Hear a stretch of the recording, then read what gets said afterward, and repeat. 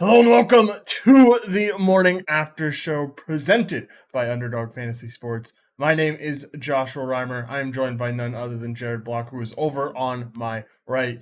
Jared, how are you doing today, sir? Doing well, man. Yesterday was an interesting day to say the least. The NBA didn't really live up to the hype that I thought it would. Uh, Baseball had a lot of weird things in it, so let's just get to talking about it because we have some things to talk about. We have plenty to talk about. First of all, like we always kick it off these shows recently, we're going to talk about NHL, talk about the playoffs that happened yesterday. First game up, Hurricanes won 5-1 over the Bruins. We had the Lightning win, or lose, sorry, my bad. Lightning ended up losing the Toronto Maple Leafs 4-3. Blues ended up winning against the Wild 5-2, and the Kings ended up winning against the Oilers in OT 5-4. Any personal notes for you? I guess the only thing for me is that I'm happy the Canes got a big win and take the series lead once again. I am pretty fascinated that every single series on this day is now tied, or not tied. Each team has taken a 3-2 lead, which kind of just tells you like how at the end of the day how elite the Avalanche were. Mhm. And maybe they had a bad matchup in general, but I know a lot of the disparity between these teams too after looking at some things this morning. So it's kind of crazy that they're able to do that, especially with two of these teams being on the road as well.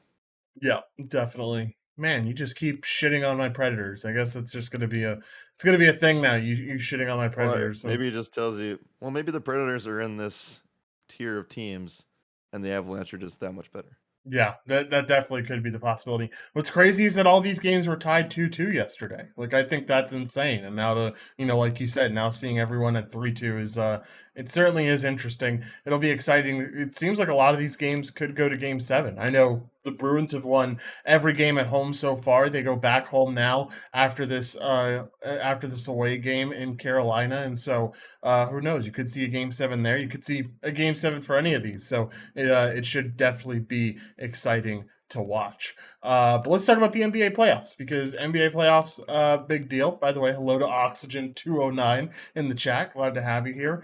Let's talk about everything that happened last night in the NBA. Like you said, I felt like we were hyping it up. We were trying to get behind it. We've been trying to get behind this like day, these two games specifically, all season long, or not all season long, all playoffs long, is what it feels like, and it hasn't happened. Specifically, on yesterday's slate because you had the 76ers and Heat face off against each other and just talk about an absolute blowout here. Heat end up winning 120-85 against the Mhm. 76ers. Um, 76ers never really had a chance. I mean, that's what it comes down to, right? Like from the first quarter on, it seemed like this Heat team was in full control. PJ Tucker, a big scorer for this team. He really showed up for the Heat last night, ended up scoring 10 points in the first half. But Jimmy Butler did his thing. You saw Max Struss really come through, go 4 for 10 from 3-point range. Really, everyone did their thing. Everyone played really well. Victor Oladipo played well off the bench. A lot of positives for this Heat team as they handle the 76ers relatively easily. Now we head back to Philly after this game for game 6. I don't know. I know Philly won both of their home games, but do you think there's much of a chance here? I I don't know. This is a demoralizing loss, and it just feels like if you had a spot to show up, you have momentum, you won two in a row, and Embiid doesn't win the MVP, and he's playing pretty well despite having a broken face, which he then hurt again yesterday. So I don't know. I just keep going to the back to the same point of your best players still played a good chunk of minutes yesterday. Tobias Harris, Joel Embiid, James Harden all played more than 33 minutes. Harden even played 37, and the scoring numbers for those guys are just completely awful. So I don't know if it was a mixture of Miami's D, just them just not being all locked in, but it's not a good point of the season to not be locked in coming into a game 5 where you need to win in a pretty hazardous environment. So I just have my doubts on whether or not they can actually pull this thing off at home. Miami should be able to take care of business. It kind of seems like they've been playing with their food for a little bit. Yeah, it does, right? I don't know, just absolute domination for that Heat team, and we'll have to see how Game 6 goes. In the second game that we had last night, this one looked like it was at least going to stay close, right? Mavericks and Suns were close coming into the second half, and then the Suns outscored the Mavericks 33-14 in the third quarter, and that's all she wrote, right? After that, it was pretty much game over. Suns had full control, and there was no really stopping the Suns team. The thing that surprised me is that Chris Paul did not have the revenge game that we wanted him to, Jared. What an awful game by Chris Paul. I mean, he won, so I'm sure he's not mad, but I expected a lot more out of Chris Paul after that, after what happened, and we did not see that. Yeah, the classic Chris Paul game everybody talks about. Yeah, this was the other one. Yeah, This is the exactly. other Chris Paul game that we get routinely in games like this, where he shows up, plays solid defense, and kind of just like runs this point guard managerial role, and that's it. So didn't need to score. The game was wide open after the first half was over.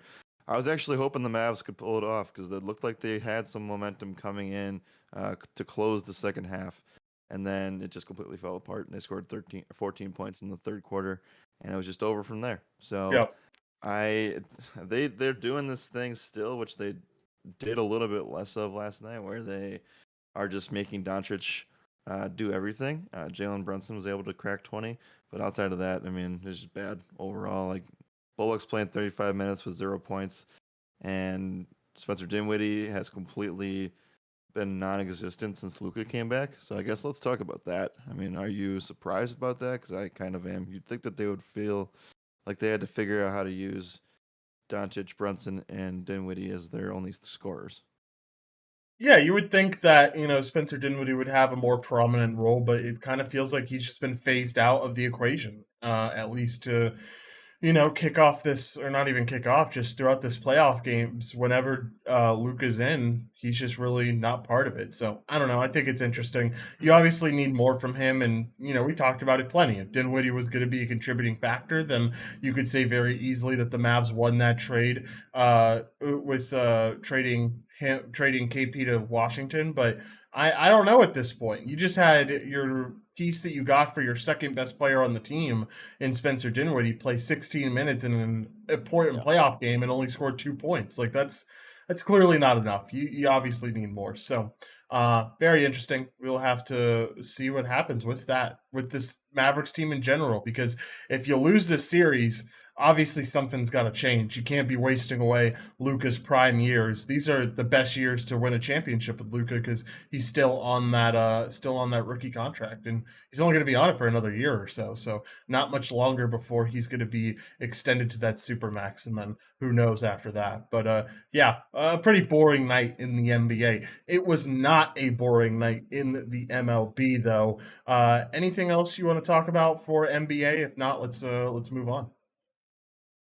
I don't have too much. I would say the odds, this is the better day of games. The odds are very, very close and should be pivotal. So game fives, fun. Like, and then same thing applies from yesterday. I mean, it was pretty clear that the Suns and Heat, since winning, have the clear advantage to take their divisions or take their series.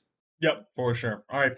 Let's move on to the MLB. Talk about the first no hitter thrown of the season. It looked like it was going to be Justin Verlander for a short amount of time, actually, for a long amount of Yep. time. He had a no hitter going into the eighth inning, but Mm. no, it is not Justin Verlander. Instead, Reed Detmers throws a no hitter against the Rays, making him the youngest pitcher to throw one since Anibal Sanchez. He is just 22 years old. Jared, I'm 23. That makes me feel old, man. I don't know Mhm. about you, but that makes me feel old for sure.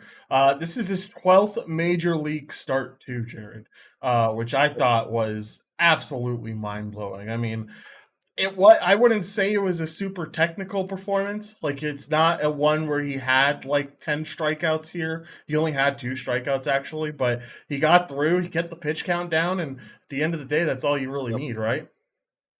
The pitch count was impressive. There was points coming in where he was like, he only ended up throwing barely over 100 pitches, and he just was able to. There was also this moment where um, I was afraid that they were potentially going to take him out because this thing was getting out of hand, and it got out of hand quickly and fast, and you were just seeing these long periods of time where he had to just sit on the bench because the Angels were hitting for so long of periods of time, and I just don't. I wasn't sure if they were actually going to let him keep going. It was one of the scarier no hitters to watch. I had really no rooting interest outside of like, hey, maybe the Rays can get one run here and salvage my day. Yeah. But I mean, it was cool to watch still. But it was definitely a little nerve wracking just how he did it, and it was one of those times where everything just kind of fell right from a fielding standpoint, and so credit to the Angels for that. Are you surprised that they called the Walsh error an error? A little bit, but I mean, I don't know. I think it's I am kind of surprised that they called it an error. It didn't feel like an error to me. It felt like I was leaning more towards it being a hit. But if that's the side that they're going to go to, then that's the side they're going to go to. Not much you can do about that. What I think the most surprising thing was to a majority of the industry last night was the fact that Rendon as a lefty is a thing. Bats from the left Yep. side of the plate when facing off against Brett Phillips in the ninth, and boom, home run. I thought that was absolutely not in the ninth; it was in the eighth. Sorry, but absolutely amazing to see that from Rendon. And very it's going to be interesting. You think he switch hits at all for the rest of the year? Not a shot. I But don't know, man. Like you hit a one what's even home run. crazier is, yeah, I don't know, man. That's Rendon. Uh, I don't. That's probably the craziest play of the season so far, and that just Yeah, kind of adds on to the hype of the no hitter. Trout, amazing performance. Kind of wish that. Well, I can't be upset. Although I did say I liked Trout more than I did Judge, which I ended up playing Judge. Either way, it did work out for me. But this Angels team definitely put up. They keep putting up very impressive stats, games, comebacks, and now this. So they're feeling themselves right now, and they should be. Believe they should be in the top 5 for power rankings if I were to guess. this Angels team, I would assume so. I would bet they're top three. They're one of like the four Are teams they in the the. first team to get 20? Or is No, Yankees were first team to get 20. They're one of the first, or they're one of the few teams though that has 20 wins this year. there's well, Dodgers Padres won last night, so they got in there as They well. got in there as well. Oh, and Okay. and the Brewers. So it's not Oh as an elite wow. of a group anymore, but Yesterday there um, was three teams in there. It was Yankees, Mets, and Angels.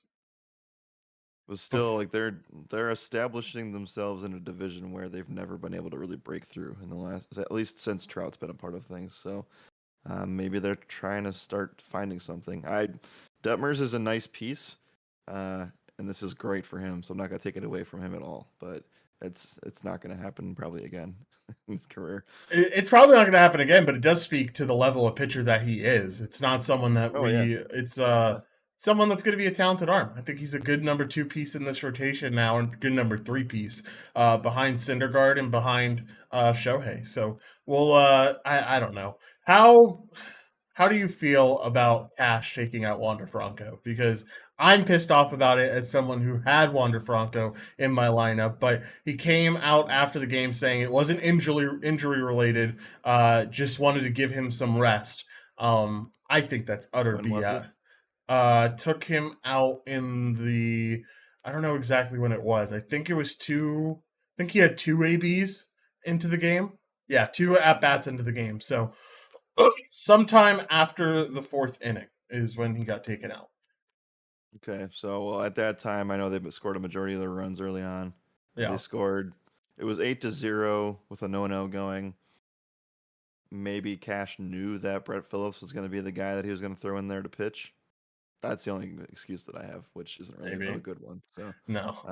he's the guy that's used to clean up the ugly games like this. Yes. So with a guy like Wander Franco, who I won't say he is not this territory yet, but he does get hurt frequently. I think they would hate to see that happen in a game like that. Yeah, I you get written in the history books forever if you get no hit, especially by the youngest pitcher ever to throw a no hitter. I think you'd want to stay out of the history books, being on the bad side of that, and keep your best hitter in the lineup to hit against him. I don't know. I think this could be a different scenario if Wander Franco got all three or four of his at bats, because he could have potentially got one more, or who knows what happens. But that's a guy that just does really well against lefties. So I don't know. That's just my 2 cents. Anyway, let's move on. Talk about the rest of things that happened last night. We had a crazy interdivisional rivalry game between the Yankees and the Blue Jays. This game was pretty back and forth. I thought the Yankees early on had lost this game, in all honesty. I wasn't really expecting us to win this one. And I feel like things really took a turn after Donaldson got hit by that pitch, and they ended up ejecting the Blue Jays relief pitcher. What are your thoughts on that? Because I know a lot of people around the league today are saying that Yimi Garcia didn't deserve to get ejected there, and it was kind of BS. But I'm curious to hear your thoughts. Well, all those people, including us, don't know what's actually being said or talked about, and what uh, the level of anger and things like the emotions that run on the field. So No. it could have been, yes, it might have been a quick ejection, but he might have deserved it, right? It's kind of similar to the Madison Bumgarner thing, where just like a few words taken the wrong way from an umpire. Everybody has a different leash than others, so who knows? I do think that it's very unlikely that throwing at a batter in a 3-3 divisional game in May does not really require an ejection. That doesn't really make much sense. But I do think it was a pivotal moment of the game, and he just, the frustrations of the Jays were definitely apparent, because right before that, literally the batter before, is when Stanton hit the home run to tie the game. So Yep. maybe that has a lot to do with it, momentum, all that kind of stuff. Yeah, potentially. It definitely could. I think the most surprising thing is seeing Jordan Romano blowing his first save this year. It's been a good year for Jordan Romano. It's been a phenomenal year for Jordan Romano. I mean, we've been talking potentially about he's at 12 saves already this season. This would have Mhm. been number 13. We're not even 20% through the year quite yet. This is going to be a huge year for Romano regardless, but to see a closer of this caliber give up that home run to Judge was it was shocking in my eyes at the very least, because I did not expect it whatsoever. Well, not even not even just a home run, but an absolute missile. So Yeah, I don't know. a Like bomb. he left that one out over the plate, and it was over as soon as I saw that come through. I actually did get to watch that part. That was fun. That was a lot of fun. I missed the Stanton homer, and I saw that one, and I was very impressed. Like, you knew it was going. So yeah, at the end of the day, big win for the Yankees in a spot where Severino got touched up a little bit. Still kind of actually had a really good performance at the end of the day, even Yep. despite the early struggles. But yeah, this series is going to be really fun. Like, these two teams play each other at least 25 times during the year, so Yep. it's gonna be great to see all that.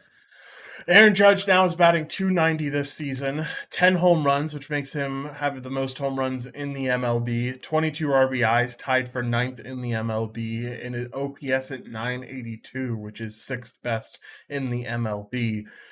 Is this early MVP feelings? Because it is for me, man. This feels like the 50 home run Judge that we had back when he was a rookie. And, I think it just proves Aaron Judge healthy is a dangerous thing. Well, the healthy part, absolutely. I don't think that any MVPs have really lived up to their hype as of yet, even though, we're a month and a weekend outside of, it's like Judge and Otani, and that's really it right now. I don't think Vlad's really proven much. I don't think Kyle Tucker's broke through the ranks of being the underdog to kind of break out here. I guess you can make a case for Jordan. Mark Trout's playing a lot better after missing a little bit of time, but it's pretty clear that, Judge really hasn't missed more than a couple games due to just off days. So he's definitely in the mix for that. Let me just look really quick to see what it is. I think a few other guys that could be potentially considered as of right now. Manny Machado, top batting average in the MLB. It'll be interesting to see if that holds up, but currently only has 7 home runs, so still kind of lacking in that department. You have Jose Ramirez with the most RBIs in the league at 30. His batting average, his home runs probably need a little bit of improvement. And then Trout, always in that conversation, has the best OPS in the league right now. 9 home runs, tied for second with Rizzo, and a 337 batting average. So I think at the end of the day, it's probably a three-way race between Trout, Judge, and Otani, but we'll have to see, or at least for the AL side, that's what I think. Some of those other guys are definitely Machado feels like an NL front runner right now, just because of that batting average and how well he's been hitting for his team. But we'll have to see if regression comes at any point, and it definitely could. Same can be said for the Trouts of the world and the Judges of the world as well. All right. Anything? Well, no, we still have more to cover with the MLB. Last thing we'll cover is Kyle Wright, who has had a phenomenal start to the year, and it did not show up last night whatsoever. Red Sox end up winning this game 9-4. Kyle Wright takes the loss. His just a really bad night for him. Couldn't seem to find his stuff. Allowed 6 earned runs through 4.2 innings. Just like I said, couldn't find his stuff at the end of the day. This pushes this Braves team to 14-7 so far Yeah. this year, Jared. 14-7. You have the Mets leading the East by a considerable margin now. They're 7 games ahead. That's the biggest lead in any division in baseball right now. Is this the Mets division to lose at this point? Do the Braves even have a shot at coming back when they're down Well, 14-7 or 14-17? it usually is the Mets division to lose. Yeah, it And it has is. been. So they Yeah. always end up losing it. But Yeah. the Braves were, a 500 team last year until August, and then they went on that absolute tear, and they were the team that ended up winning it all. So I will not count the Braves out until probably September. If they are the same, if they have a 500 record in September, then I'll call it out. Yeah, for sure. All right, we'll be interesting to keep up with this National League East and with all the division. The division races are actually pretty tight right now. We know that everyone in the NL West currently has a winning record, which is insane to think about. That is the only division in baseball that has that. You have the Yankees and the Rays and the Jays facing off in the American League East right now. You have the Central with the Brewers having a commanding lead, but the Cardinals right on their tails. Like it looks like this is going to be a lot of fun playing through the summer months, and I don't know if there's necessarily going to be any runaways in any division, maybe outside of that NL East, but we'll have to see there. All right, today's schedule. It's a busy one for DFS. Figure we clue people in on what exactly we're doing. FanDuel and DraftKings actually made a smart decision, the both of them, and made a decision that is similar on both sides, right, Jared? Yes. So there is a very well. The names are a little bit different, but there are 3 tiers of games today. One of them starts here in the next 2 hours, where we have a 4 game slate. That's technically very early only on FanDuel, and then we have an early only slate that's in the afternoon. It's also 4 games, and then we have a main slate that's 7 games, but it's probably 6 because of a postponement in Minnesota today, or whenever that game actually is. So. All 15 games are supposed to be covered by DFS in some fashion, and so we have a lot of things to cover. But yeah, like I said, I think that Twins game does probably get canceled, but so it's going to be like a 4-4-6 type of day. Yep, it's going to be a lot of content, and it's going to be a lot of fun for sure. All right, Jared, let's get to the last part of this show. Let's do the dog days of spring and talk about some underdog fantasy bets. I don't know. I don't think last night's went well, probably because we both took. Yeah, I mean, I took the Chris Paul RPA over, and that did not work, and the Embiid points I don't think came through. So didn't get a win Oh, they did yesterday. not. No. Yeah. We're gonna win today though. Jared, I'll leave it up to you first. Where are you going here? Yeah. Do I really want to do basketball today? Not really. Uh, this is a big game for both sides. I think if I were to pick one, this does feel like a Curry spot. But the odds right now with John Morant, like, how do we feel about Morant being in or out at the moment? Because I know that he's doubtful to miss, but at this point, does doubtful mean anything? No, I don't think so. I think it's the equivalent to being questionable now. Yeah, feel the same way. Haven't heard anything about Middleton either, so that worries me. But Yeah. uh, I am gonna go ahead and take Mookie Betts over 1 run or 0.5 runs. All right. I could get behind it. I Talked think about a spot yesterday where they got completely embarrassed and then they scored 11 runs in the next day. So I think they're gonna yeah, continue to pound it. Yeah. I can get behind that for sure. All right. I am going to take. I don't know why my screen is so like my zoom. I'm zoomed out for some reason. There we go. All right. I am going to take the over for. I'm going to take Jose Ramirez over 8.5 fantasy points. I think against Vince Velasquez, they get to Vince Velasquez today pretty early and often, and I'm excited to see what this Indians team can or this Guardians team can do against Vince Velasquez. So Jose Ramirez, my pick to my over pick at 8.5 total fantasy points. All right, Jared, let's get out of here. Any final thoughts? It sounds like a Framil Reyes home run type of day. Uh, but Ooh, spicy. but go Bucks. We'll see. I'm nervous actually. I'm actually pretty nervous for tonight. It's I a don't big blame you. game.